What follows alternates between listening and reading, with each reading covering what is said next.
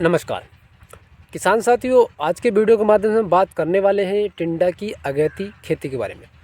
किसान भाई, जैसा कि आप सभी जानते हैं, टिंडा एकमात्र ऐसी खेती है इसको अगर सही समय पे लगाया जाए और सही तरीके से ग्रो कर दिया जाए और सही तरीके से इसकी देखभाल की जाए तो जो आने वाले 3 महीने होते हैं, यानी 90 दिन का जो खेल मैंने आपको बताया था, ये 90 दिन का खेल ऐसा होता है जिसके अंदर आप बहुत ही अच्छी इनकम यहाँ पर प्राप्त कर सकते हैं। साथ में अच्छा खासा उत्पादन भी इस खेती से आप प्राप्त कर सकते हैं।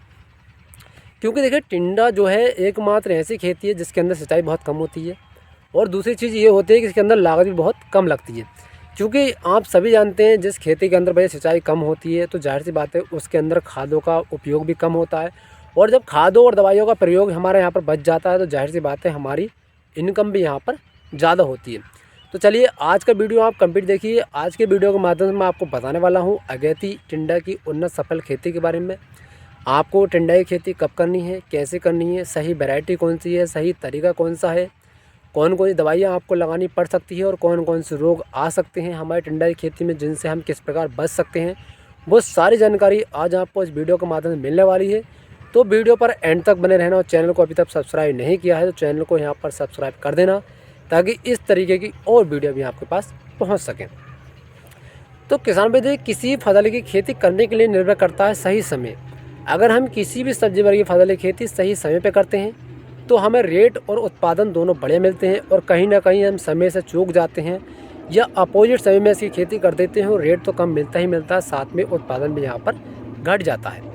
तो देखिए, अगर मैं सही समय की थोड़ी सी बात करूँ तो जनवरी का यानी 15 जनवरी के बाद आप इसकी खेती कर सकते हैं। बहुत ही बढ़िया समय है अगैती खेती करने के लिए। क्यों? क्योंकि देखिए, जैसा कि आप सभी जानते हैं, 15 जनवरी के बाद क्या होता है, मौसम धीरे धीरे रूम टेम्परेचर पे जाने लगता है, यानी टेम्परेचर थोड़ा थोड़ा बढ़ने लगता है।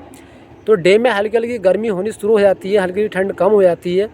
तो इसलिए अगर हम अगैती खेती 15 जनवरी के बाद कर देते हैं तो काफ़ी अच्छा आगे आने वाले समय के अंदर रेट मिलता है। क्यों?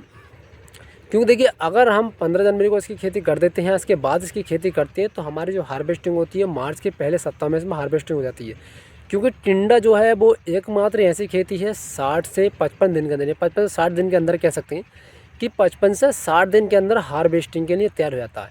यानी आपको इसकी बुआई करने के बाद आपको बीज की बुआई करनी है। बीज की बुआई करने के बाद आप जो है इसमें 55 से 60 दिन के बाद हार्वेस्टिंग कर सकते हैं। तो अगर आपका जो टिंडा होगा मार्च में यहाँ पर हार्वेस्टिंग के लिए तैयार हो जाएगा तो आप मान के चलना, आपको 80 रुपये से लेकर 100 रुपये किलो तक इसका रेट मिल सकता है। और उत्पादन की अगर बात करें तो मार्च का महीने में थोड़ी गर्मी आ जाती है और गर्मी के समय में टिंडा अच्छा ग्रो करता है, तो इसलिए यहाँ पर उत्पादन बहुत बढ़िया यहाँ पर निकलता है। अब थोड़ी सी अगर वैरायटी की और बात करें तो किसान भाई देखिए, माहिको का जो टिंडा आता है, यानी माहिको कंपनी का टिंडा आता है, बहुत बेस्ट वैरायटी है, इसका आप चुनाव कर सकते हैं।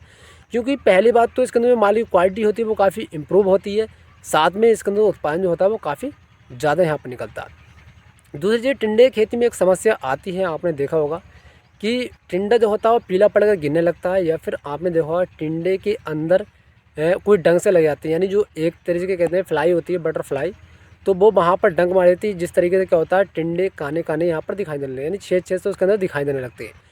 तो या फिर कुछ किसान भाई खेतों में आपने देखा होगा टिंडा पीला पड़कर गिरने लगता है।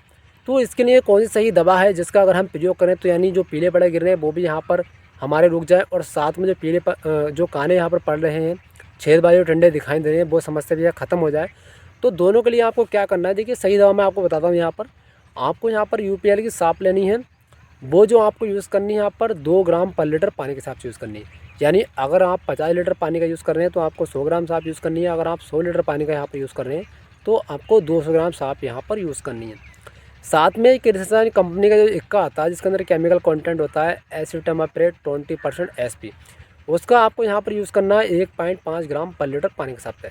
अब ये दोनों दवाई मैंने आपको बता दी, इससे जो आपके टिंडे बिर की समस्या आती है, फ्लाई की समस्या आती है, वो काने पड़ जाते हैं, धब्बे से आ जाते हैं, तो वो समस्या भी आपकी खत्म हो जाएगी। साथ में जो जिन किसान भाई खेतों में टिंडा पीला पड़ गिरता है या फल बनने के बाद गिरने लगता है, तो वो समस्या भी यहाँ पर आपकी ख़त्म हो जाती है। तो ये दवाई हैं जो दवाई मैंने आपको बताई हैं, ये दोनों बहुत ही बढ़िया काम करती है टिंडे के अंदर।